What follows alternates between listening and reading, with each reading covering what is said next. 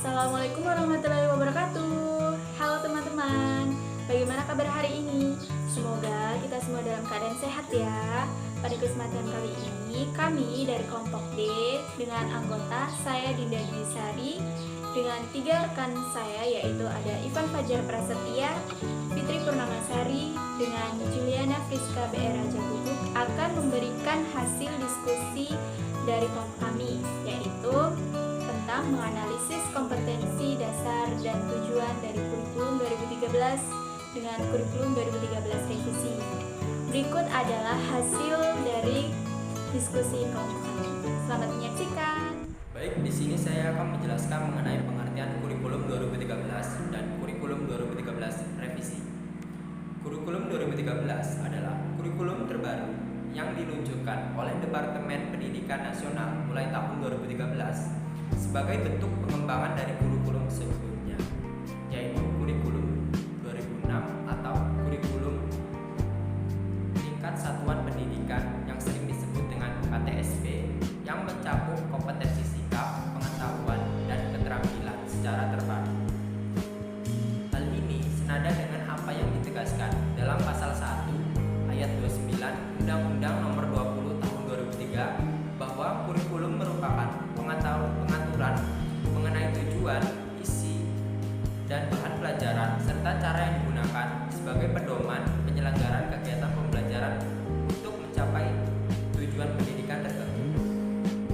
Berdasarkan pengertian tersebut, ada 2 dimensi kurikulum. Yang pertama adalah rencana dan pengaturan mengenai tujuan, isi, dan bahan pelajaran. Sedangkan yang kedua adalah cara yang digunakan untuk kegiatan pembelajaran.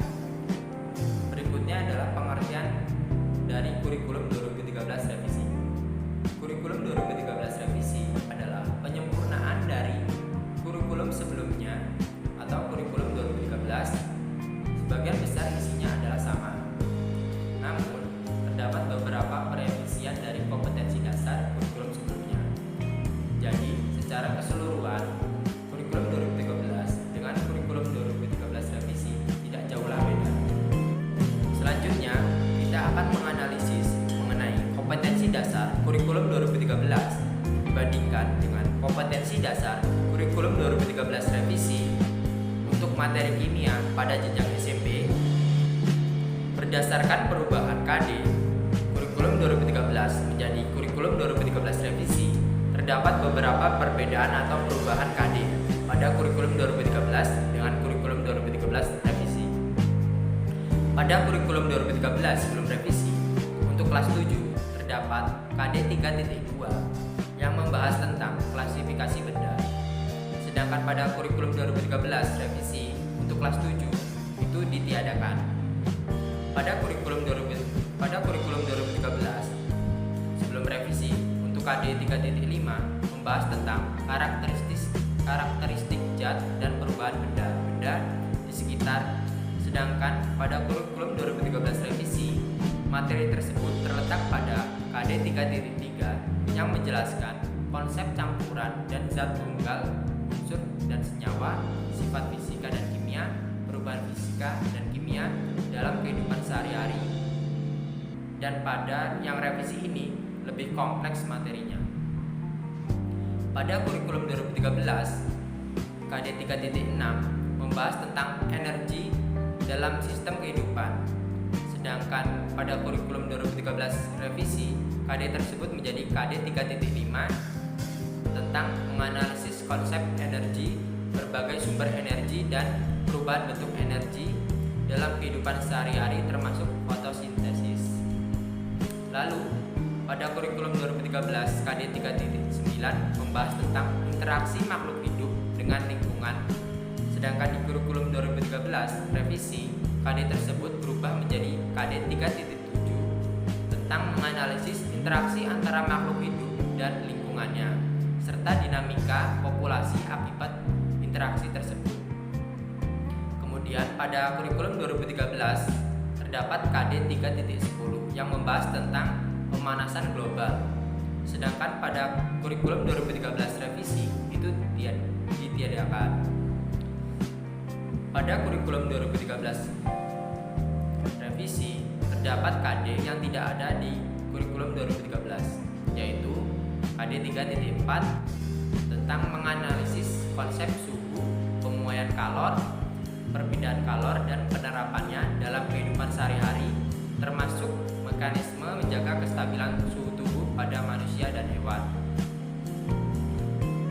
Selanjutnya, pada kurikulum 2013 sebelum revisi untuk kelas 8 terdapat KD 3.3 yang membahas tentang sifat bahan dan pemanfaatannya dalam kehidupan sehari-hari.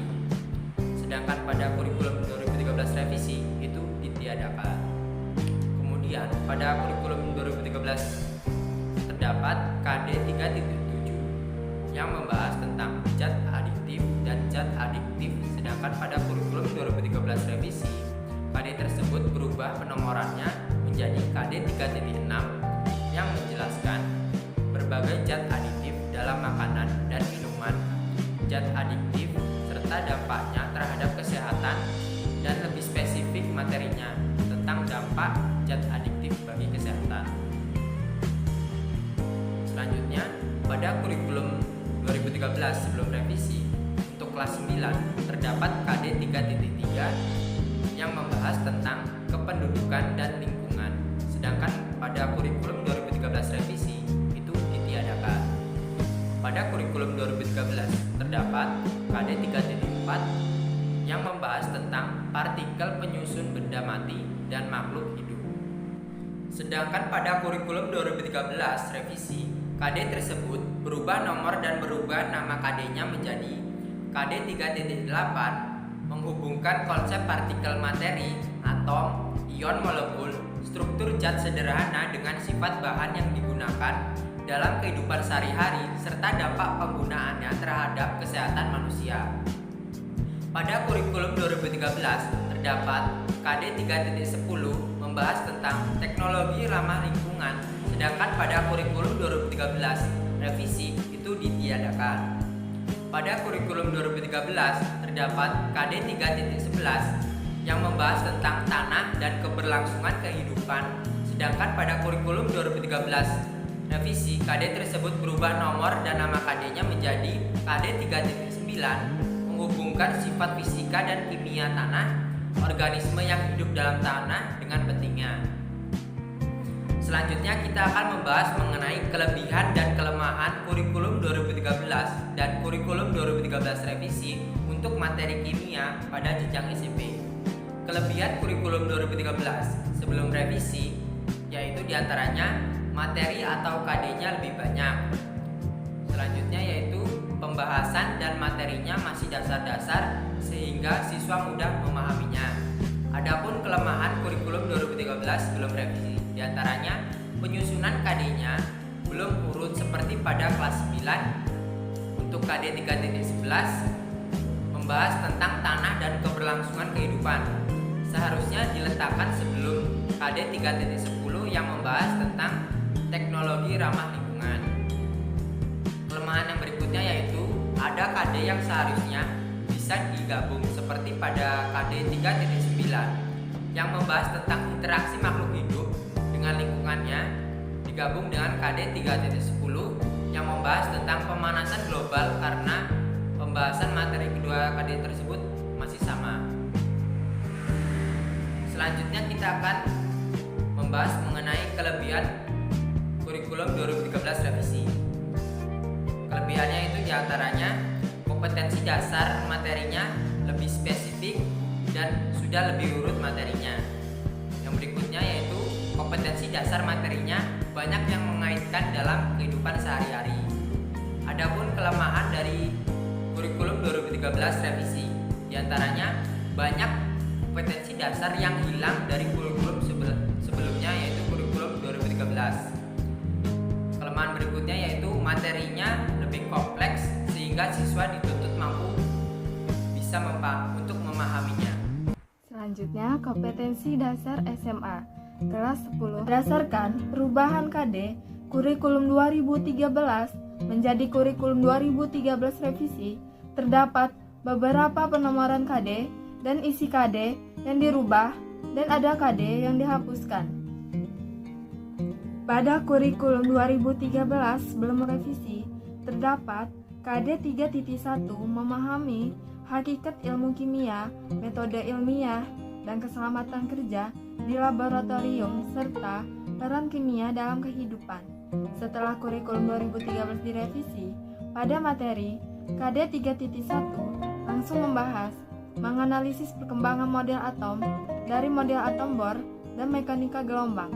Saat sebelum K13 direvisi, KD 3.1 di kurikulum 2013 KD-nya dibagi menjadi 2 dan diurutkan pada KD 3.2 menganalisis perkembangan model atom dan KD 3.3 menganalisis struktur atom berdasarkan teori atom Bohr dan teori mekanika kuantum. Sehingga pada KD 3.1 K13 belum revisi dihapuskan, kemudian diganti materinya saat revisi K13, di mana pada materi K13 direvisi tersebut yang sebelumnya itu materi KD pada K13 yang belum direvisi, KD tersebut dibagi 2, namun setelah direvisi KD tersebut langsung digabungkan dan menjadi KD 3.1. Pada kurikulum 2013 belum revisi, terdapat KD 3.4 menganalisis hubungan konfigurasi elektron dan diagram orbital untuk menentukan letak unsur dalam tabel periodik dan sifat-sifat periodik unsur. Setelah kurikulum 2013 direvisi, materi tersebut dibagi menjadi 2 KD, yaitu pada KD 3.2 menjelaskan konfigurasi elektron dan pola konfigurasi elektron terluar untuk setiap golongan dalam tabel periodik. Dan pada KD 3.2 menganalisis kemiripan sifat untuk dalam golongan dan keperiodikannya. Selanjutnya, pada kurikulum 2013 belum revisi, terdapat KD 3.5 membandingkan proses pembentukan ikatan ion, ikatan kevalen koordinasi, dan ikatan logam serta interaksi antar partikel, atom, ion, molekul, mater dan hubungannya dengan sifat fisik materi. Setelah kurikulum 2013 direvisi menjadi 2 bagian dan urutan KD-nya berubah menjadi KD 3.4 membandingkan ikatan ion, ikatan kevalen koordinasi, dan ikatan logam serta kaitannya dengan sifat zat. Dan KD 3.6 menghubungkan interaksi antar ion, atom, dan molekul dengan sifat fisika zat, di mana KD yang sebelum direvisi langsung digabung materinya pada 1 KD, sedangkan setelah revisi dibagi menjadi 2 KD. Sebelum KD 3.6 sebenarnya ada KD 3.5 menerapkan teori pasangan elektron kulit valensi atau FSEPR dan teori domain elektron dalam menentukan bentuk molekul, sehingga sebelum membahas KD 3.6 kita terlebih dahulu membahas KD 3.5. Pada kurikulum 2013 belum revisi, terdapat KD 3.6 menganalisis kepolaran senyawa, tetapi setelah K13 direvisi dihapuskan, kemudian digantikan dengan KD 3.6 menghubungkan interaksi antar ion, atom, dan molekul dengan sifat fisika zat.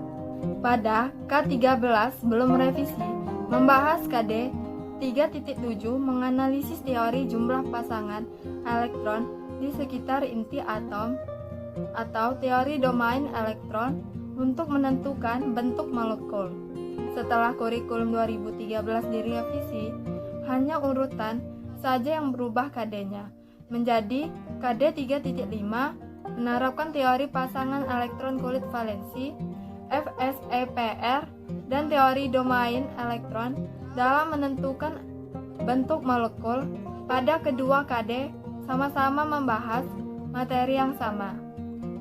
Kemudian pada K13 belum revisi membahas KD 3.8 menganalisis sifat larutan elektrolit dan larutan non-elektrolit berdasarkan daya hantar listriknya. Setelah kurikulum 2013 direvisi, hanya urutan KD-nya saja yang berubah menjadi KD 3.7 menganalisis sifat larutan berdasarkan daya hantar listriknya. Pada K13 belum revisi membahas KD 3.9 menganalisis perkembangan konsep reaksi, oksidasi, reduksi, serta menentukan bilangan oksidasi atom dalam molekul atau ion. Dan KD 3.10 menerapkan aturan IUPAC untuk penamaan senyawa anorganik dan anorganik sederhana. Kedua KD ini pada K13 revisi dihapuskan dan digantikan pada KD 3.8 menerapkan hukum-hukum dasar kimia, konsep massa molekul reaktif, persamaan kimia, konsep mol, dan kadar zat untuk menyelesaikan perhitungan kimia, di mana pada KD 3.8 pada K13 revisi terdapat pada K13 yang belum revisi. KD 3.11 menerapkan konsep massa molekul reaktif, persamaan reaksi, hukum-hukum dasar kimia, dan konsep mol untuk menyelesaikan perhitungan kimia. Tetapi pada K13 belum revisi tidak terdapat materi kadar zat saja, sehingga pada revisi bagian materi ini lebih lengkap pada K13 yang revisi. Berdasarkan analisis kompetensi dan urutan kurikulum 2013 dan kurikulum 2013 revisi, terdapat kelebihan dan kelemahan dari masing-masing kurikulum tersebut. Dapat dilihat gambarnya di samping. Kelebihan kurikulum 2013 yang belum direvisi yaitu jumlah KD yang lebih lengkap dan siswa yang lebih mengetahui materi kimia lebih mendalam. Sedangkan kelemahan kurikulum 2013 belum revisi yaitu dengan jumlah KD yang banyak, siswa dapat merasa tertekan karena harus memahami materi terlalu banyak karena tidak semua siswa suka dengan pelajaran kimia dan tidak semua materinya itu dapat dipahami dengan baik. Kemudian, kelebihan kurikulum 2013 revisi, yaitu dengan jumlah KD yang lebih sedikit, maka guru dapat memaksimalkan materi pada KD tersebut dan siswa juga akan mudah memahami materi yang dijelaskan dengan lebih baik. Dan ada kompetensi dasar yang ditambahkan di kurikulum ini. Sedangkan kelemahan kurikulum 2013 revisi, yaitu dengan penghapusan beberapa materi, maka siswa tidak mendapatkan materi secara keseluruhan, sehingga ia tidak mengetahui materi yang dijelaskan saat ujian atau kuliah nanti, saat di jurusan kimia atau pada matkul yang ada kimianya. Baik, selanjutnya saya akan menganalisis kompetensi dasar kimia kelas 11. Berdasarkan perubahan KD kurikulum 2013 menjadi kurikulum revisi, terdapat beberapa penomoran KD dan isi KD yang dirubah. Namun ada juga KD yang dihapus. Pada kurikulum 2013 atau sebelum revisi, KD 3.1, 3.2, dan 3.3 menjelaskan tentang senyawa hidrokarbon dengan isi KD-nya yaitu 3.1 menganalisis sifat senyawa hidrokarbon berdasarkan kekhasan atom karbon dan golongan senyawanya. 3.2 memahami proses pembentukan dan teknik pemisahan fraksi-fraksi minyak bumi serta kegunaannya. Dan 3.3 mengevaluasi dampak pembakaran senyawa hidrokarbon terhadap lingkungan dan kesehatan serta cara mengatasinya.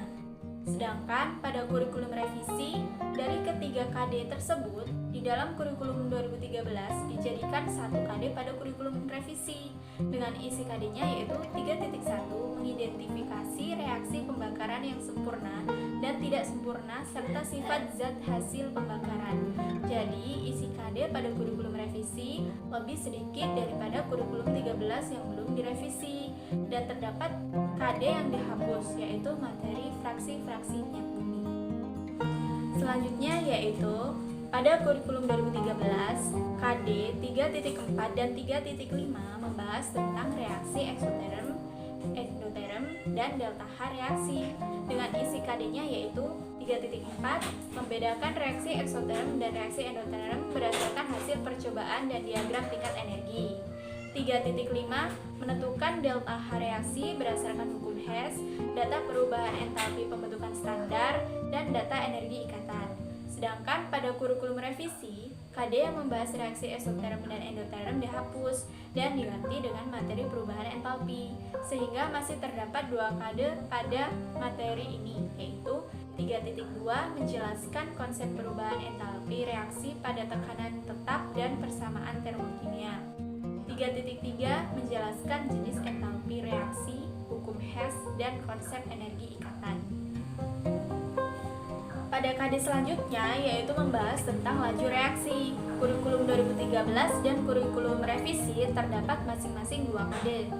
Namun penjelasannya terdapat perbedaan. Pada kurikulum 2013, KD 3.6 memahami teori tumbukan atau tabrakan untuk menjelaskan reaksi kimia. Sedangkan pada kurikulum revisi, KD 3.4 menjelaskan faktor-faktor yang mempengaruhi laju reaksi yang menggunakan teori tumbukan. Sedangkan pada kurikulum 2013 yang membahas tentang faktor-faktor yang mempengaruhi laju reaksi terdapat pada KD selanjutnya, yaitu 3.7 menganalisis faktor-faktor yang mempengaruhi laju reaksi dan menentukan order reaksi berdasarkan data hasil percobaan. Dan pada kurikulum revisi untuk menjelaskan order reaksi terdapat pada KD selanjutnya, yaitu 3.5 menentukan order reaksi dan tetapan laju reaksi berdasarkan data hasil percobaan. Jadi, pada materi laju reaksi terdapat pemisahan materi pada kurikulum 2013 dengan kurikulum revisi. Pada materi selanjutnya yaitu tentang kesetimbangan. Pada kurikulum 2013 terdapat 2 KD, sedangkan pada kurikulum revisi hanya ada 1 KD. Pada KD kurikulum 2013 yaitu 3.8 menganalisis faktor-faktor yang mempengaruhi pergeseran arah kesetimbangan yang ditetapkan dalam industri. 3.9 menentukan hubungan kuantitatif antara reaksi dengan hasil reaksi dan suatu reaksi kesetimbangan. Sedangkan pada kurikulum revisi yaitu 3.7 menganalisis faktor-faktor yang mempengaruhi pergeseran kesetimbangan dan penerapannya dalam industri.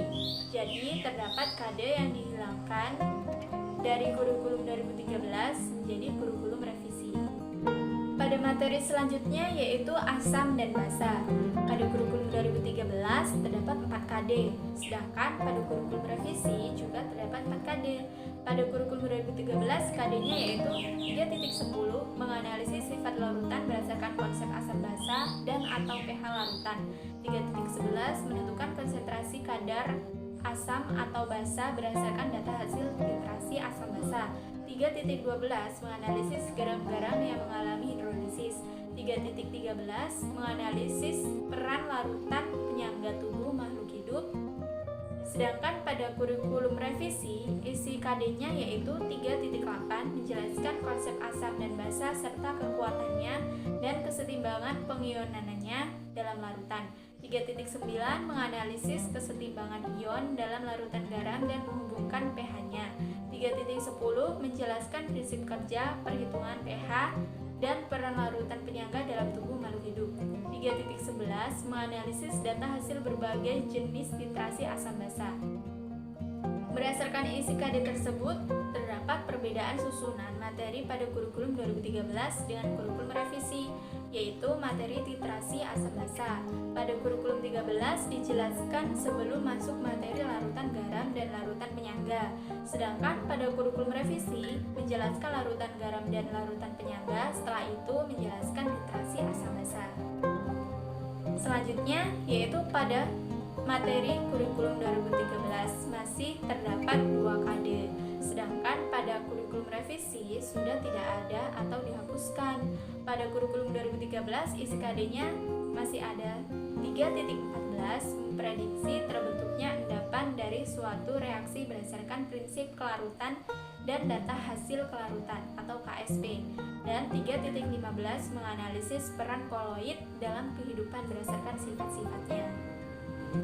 Berdasarkan analisis kompetensi dan urutan kurikulum 2013 dan kurikulum 2013 revisi, terdapat kelebihan dan kekurangan dari masing-masing kurikulum. Yang pertama, kelebihan dari kurikulum 2013 atau sebelum revisi yaitu pertama, lebih lengkap materinya karena isi KD-nya lebih banyak, dengan begitu materinya lebih banyak. Dan yang kedua, lebih mendalam pembahasan materinya. Dan yang ketiga, siswa lebih banyak tahu tentang materi-materi yang akan disampaikan. Sedangkan kelemahan dari kurikulum 2013 atau kurikulum sebelum revisi yaitu satu, dengan materinya yang sangat banyak membuat siswa kewalahan dan tidak sedikit yang merasa kurang paham. Dan yang kedua, siswa dituntut untuk mengikuti materi yang cukup banyak, padahal belum tentu siswa dapat melalui proses pembelajarannya. Selanjutnya yaitu kelebihan dari kurikulum 2013 revisi. Pertama, siswa akan mendapatkan materi yang mengacu pada inti sehingga siswa akan lebih mudah memahaminya. Yang kedua, dengan kompetensi dasar yang lebih sedikit, maka siswa dapat melalui proses pembelajarannya dengan baik dan efisiensi waktu. Dan yang ketiga, banyak materi yang mengarah pada praktikum sehingga siswa akan lebih mudah mengingatnya. Dan yang keempat, ada beberapa kompetensi dasar yang ditambahkan sehingga akan siswa lebih cepat mengetahui atau mempelajari materi tersebut. Sedangkan kelemahan dari kurikulum 2013 revisi yaitu yang pertama, dengan penghapusan beberapa materi, maka siswa tidak mendapatkan materi secara keseluruhan. Dan yang kedua, siswa yang kurang mengerti atau tidak ada niatan untuk membaca buku, maka akan kesusahan dengan beberapa materi yang tidak disampaikan pada kurikulum ini, karena ada beberapa kompetensi dasar yang dihapuskan. Baik teman-teman, sekarang saya akan menjelaskan analisis perubahan kompetensi dasar pada kurikulum 2013 sebelum dan sesudah revisi. Kompetensi dasar pada kelas 12 terdapat beberapa perubahan sebelum dan sesudah revisi, di mana sebelum direvisi terdapat 11 kompetensi dasar, sedangkan pada kurikulum 2013 sesudah revisi hanya terdapat 7 kompetensi dasar, di mana terdapat 4 kompetensi dasar yang dihilangkan. Kompetensi dasar yang dihilangkan yaitu KD 3.1 menganalisis fenomena sifat koligatif larutan, penurunan tekanan uap jenuh, kenaikan titik piring, penurunan titik beku, dan tekanan osmosis. Lalu KD 3.2 membedakan sifat koligatif larutan elektrolit dan larutan non-elektrolit. Lalu KD 3.7 menganalisis kelimpahan, kecenderungan sifat fisik dan sifat kimia, manfaat dan proses pembentukan atau pembuatan unsur-unsur golongan umum seperti gas mulia, halogen, alkali, dan alkali tanah. Lalu KD terakhir yang dihapuskan yaitu KD 3.8, di mana yaitu menganalisis kelimpahan, kecenderungan sifat fisika maupun kimia, manfaat dan proses pembuatan unsur-unsur periode 3 dan periode transisi atau periode keempat. Lalu karena terdapat beberapa KD yang dihilangkan, karena terdapat 4 KD yang dihilangkan, sehingga penomoran KD pun berubah, di mana untuk materi penyetaraan persamaan reaksi redoks yang terdapat pada KD 3.3 dalam kurikulum 2013 sebelum revisi berubah menjadi KD nomor 3.1 pada kurikulum 2013 sesudah revisi. Lalu materi menganalisis proses yang terjadi dalam sel voltage dan menjelaskan kegunaannya dalam kurikulum 2013 sebelum revisi, KD tersebut terdapat pada nomor 3.4, tetapi setelah direvisi berubah menjadi KD nomor 3.2. Lalu untuk materi korosi dan cara mengatasinya pada kurikulum 2013 sebelum revisi terdapat pada KD nomor 3.5, tetapi sesudah direvisi berubah menjadi KD nomor 3.3. Selanjutnya yaitu materi penerapan geometri reaksi redoks dan hukum Faraday untuk menghitung besaran-besaran yang terkait sel elektrolisis terdapat pada KD 3.6 pada kurikulum 2013 sebelum direvisi berubah menjadi 3.4 setelah direvisi. Lalu materi menganalisis struktur, tata nama, sifat, sintetis, dan kegunaan senyawa karbon yang terdapat pada KD nomor 3.9 pada kurikulum 2013 sebelum revisi berubah menjadi nomor 3.5 sesudah revisi. Lalu materi yang keenam yaitu materi menganalisis struktur, tata nama, sifat, dan kegunaan benzena dan turunannya yang terdapat pada KD 3.10 pada kurikulum 2013 sebelum revisi berubah menjadi KD nomor 3.6 pada kurikulum 2013 sesudah revisi. Lalu materi yang terakhir yang berubah penomoran KD-nya yaitu materi struktur menganalisis struktur, tata nama, sifat, dan penggolongan makromolekul yang terdapat pada KD 3.11 pada kurikulum 2013 sebelum revisi berubah menjadi KD 3.7 pada kurikulum 2013 sesudah revisi. Lalu teman-teman, berdasarkan perubahan tersebut terdapat beberapa kelebihan kekurangan pada masing-masing kurikulumnya, di mana kelebihan kurikulum 2013 belum revisi yaitu dengan jumlah KD yang lebih banyak maka siswa itu akan mendapat materi yang lebih lengkap sehingga siswa mempunyai pengetahuan yang lebih banyak tentang materi-materi kimia. Tetapi ada pun juga kekurangannya yaitu dengan jumlah KD yang banyak tersebut maka siswa mengalami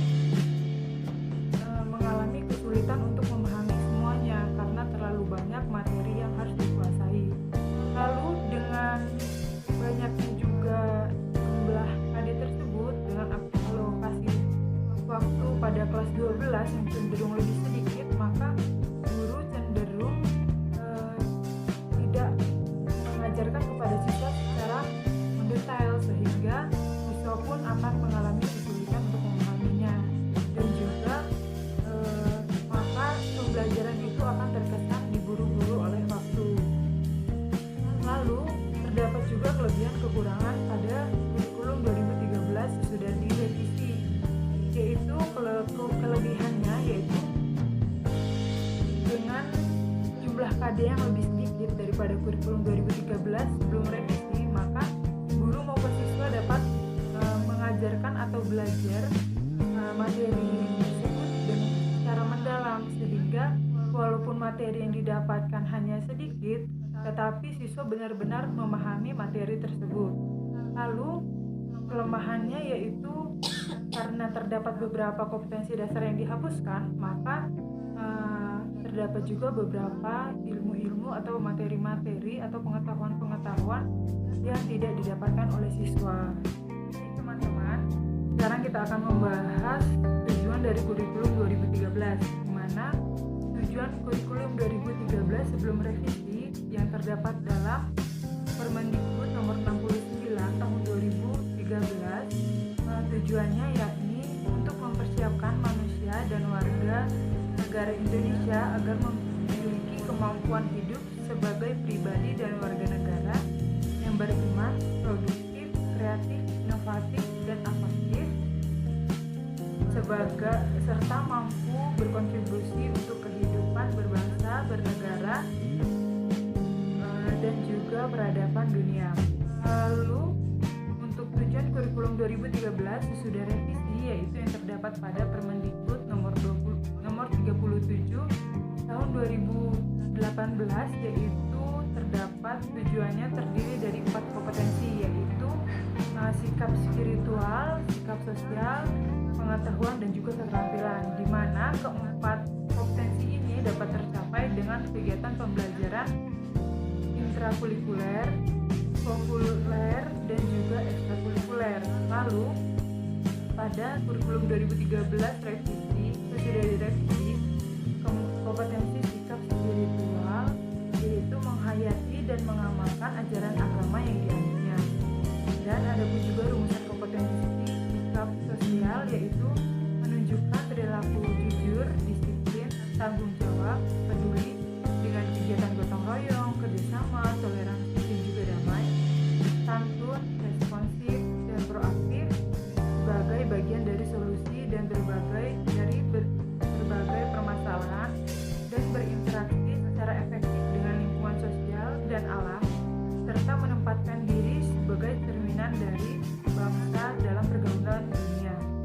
Yaitu dengan kedua kompetensi tersebut dapat dicapai melalui pembelajaran secara tidak langsung, yaitu ketelatenan, kebiasaan, dan kebudayaan dalam sekolah dengan memperhatikan karakteristik mata pelajaran serta kebutuhan dan kondisi peserta didik.